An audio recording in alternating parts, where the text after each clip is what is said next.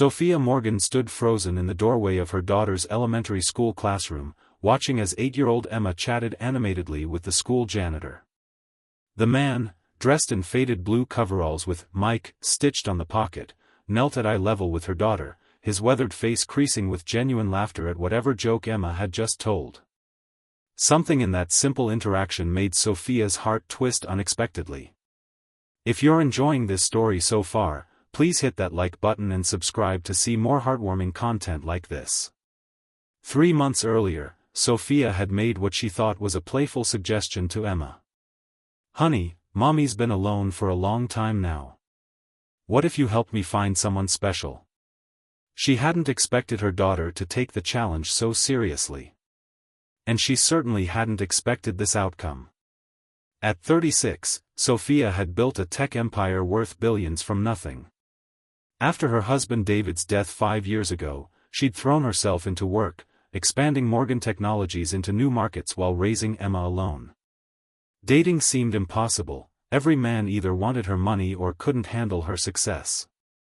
So she'd focused on being both mother and father to Emma, ignoring the loneliness that crept in during quiet moments. Mike Reeves swept the hallways of Westfield Elementary by day and worked on his art by night.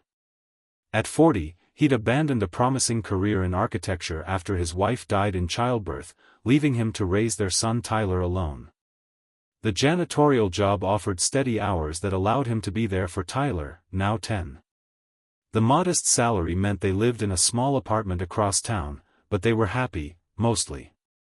The emptiness beside him in bed each night remained a silent reminder of what was missing. "Mom. This is Mr. Mike. He helps Tyler with his science project, and he fixed my backpack yesterday when the zipper broke," Emma announced excitedly when she noticed her mother. Sophia extended her hand automatically, years of business meetings making the gesture second nature. "Sophia Morgan. Thank you for helping Emma." Mike's calloused hand engulfed her manicured one. "Just Mike Reeves. And it's no problem. Your daughter brightens everyone's day around here."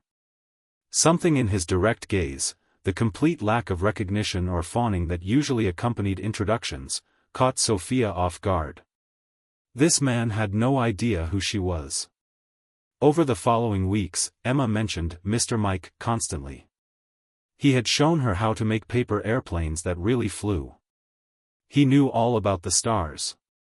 His son Tyler was super cool and liked the same video games as Emma. "Mom, I decided," Emma announced one evening as Sophia tucked her into bed. "I pick Mr. Mike to be my new dad." Sophia nearly dropped the storybook she was holding. "Honey, that's not how it works. Mr. Mike is just being nice because it's his job." Emma's face fell. "But you said I could help pick someone special for you." "I meant I might start dating again, and your opinion would matter," Sophia explained gently. "We can't just choose someone who doesn't even know us." "He knows me," Emma insisted. "And he's sad like you are when you think I'm not looking." The observation struck Sophia like a physical blow. Had her loneliness been so transparent that even her 8-year-old could see it? The school's annual fundraising gala provided an unexpected opportunity. As the largest donor, Sophia always attended, writing checks that funded new computers and playground equipment. This year, Emma insisted they invite Mr. Mike and Tyler to sit at their table. "They won't come, sweetie," Sophia tried to explain. "Those tickets are very expensive." "But we have extra seats," Emma reasoned with the irrefutable logic of a child. "And you always say we should be kind." Unable to argue with that, Sophia found herself awkwardly extending the invitation when she next saw Mike in the hallway. To her surprise, he accepted, for Tyler's sake, he explained. The boy had never been to a fancy event before. The night of the gala, Sophia found herself nervously adjusting her designer dress, wondering what Mike would think. She caught herself and frowned. Why should she care what the school janitor thought of her appearance? Mike and Tyler arrived in clearly borrowed suits, the sleeves slightly too short on Mike's muscular arms. Tyler's eyes widened at the elaborate decorations, while Mike seemed determined to maintain his dignity despite being surrounded by the wealthiest families in the district. "You look different without the coveralls," Sophia commented, immediately regretting the awkward observation. Mike smiled slightly. "You look exactly the same, beautiful but untouchable." The candid response left her momentarily speechless. Throughout dinner, Sophia watched as Mike engaged effortlessly with Emma, drawing out Tyler from his shyness, and handling the curious glances from other parents with quiet confidence. He didn't belong in this world of wealth and privilege, yet he seemed more authentic than anyone else in the room. When the children left to explore the dessert table, an uncomfortable silence fell between them. "Why did you invite us?" Mike finally asked. "Emma wanted you here," Sophia answered honestly. "She's quite taken with you." "And what about you, Ms. Morgan? What do you want?" The directness of his question caught her off guard. When was the last time anyone had asked what she wanted, rather than what she could give them? "I don't know anymore," she admitted, surprising herself with the vulnerability. "I've been so focused on being successful, on giving Emma everything, that I've forgotten how to just be a person." Mike nodded slowly. "I understand that. After Sarah died, I became so focused on being everything Tyler needed that I stopped being Mike." Their conversation flowed easily after that confession, revealing surprising commonalities despite their different circumstances. Both had known profound loss. Both had children they adored. Both had sacrificed parts of themselves along the way. As weeks passed, Sophia found herself creating reasons to visit the school during hours when she knew Mike would be there. Coffee in the teacher's lounge led to lunch in the park while the children played. Lunch evolved into dinner at her mansion, where Mike refused to be intimidated by the opulence, teasing her about the impracticality of white furniture with children around. For the first time since David died, Sophia felt seen, not as a billionaire, not as a CEO, but as a woman with fears and dreams and flaws. The crisis came unexpectedly.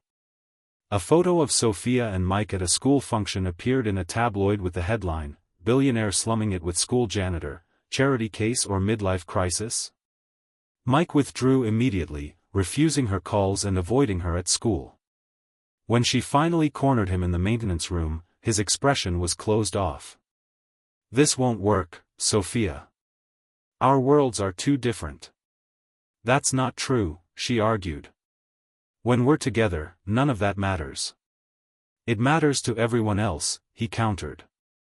"I won't have Tyler exposed to that kind of scrutiny. And I won't be your charity project." "Is that what you think this is?" Sophia demanded, hurt blooming in her chest. "What else could it be? You live in a $20 million house. I rent a 2-bedroom apartment and fix toilets for a living. You're so much more than your job," Sophia insisted.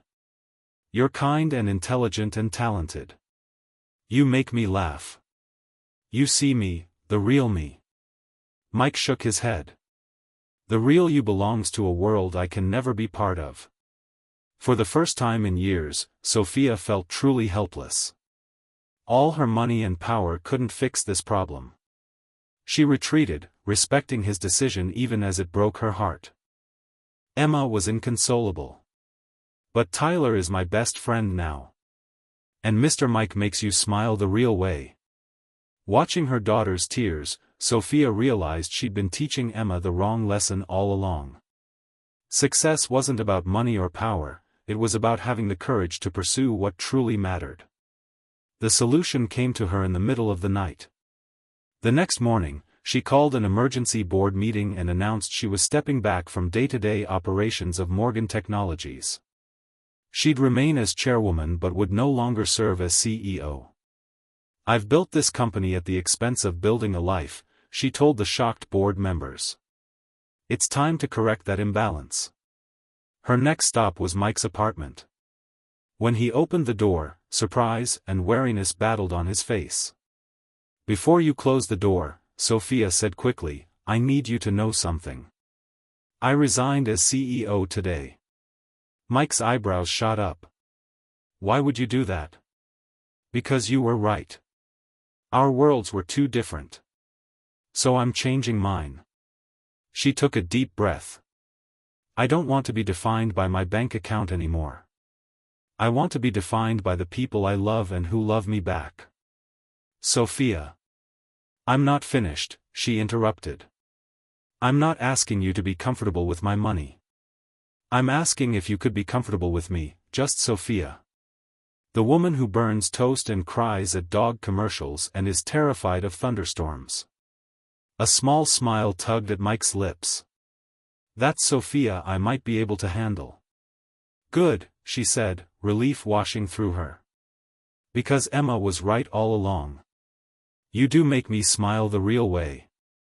6 months later, Emma and Tyler stood side by side, watching as their parents exchanged vows in a simple ceremony in the city park. No reporters, no celebrities, just family and close friends. Sophia wore a sundress instead of a designer gown. Mike wore a new suit that actually fit. They bought a new house together, smaller than Sophia's mansion but larger than Mike's apartment. Mike continued working at the school, not because they needed the money, but because he loved being part of the community. He also opened a small architecture studio, rediscovering his passion with Sophia's encouragement. Sophia established a foundation focused on single-parent families, using her business acumen to create real change while maintaining a schedule that put her family first. In their blended family, both children thrived, secure in the knowledge that they were loved unconditionally. Late one night, as they sat on their porch swing watching the stars, Mike turned to Sophia. Do you ever miss your old life? The power, the prestige? Sophia considered the question seriously. Sometimes I miss the adrenaline of closing a big deal, she admitted. But I never miss the emptiness I felt coming home to that big, quiet house. She leaned her head against his shoulder. Emma didn't just choose a new father that day. She chose a new life for all of us, one where we measure wealth by love instead of dollars. Mike kissed the top of her head. Smart kid. The smartest, Sophia agreed, watching their children chase fireflies in the yard, their laughter echoing in the summer twilight. Sometimes the greatest fortunes aren't kept in banks, but in the hearts of those we love. If this story touched your heart, please like and subscribe for more content that reminds us what truly matters in life.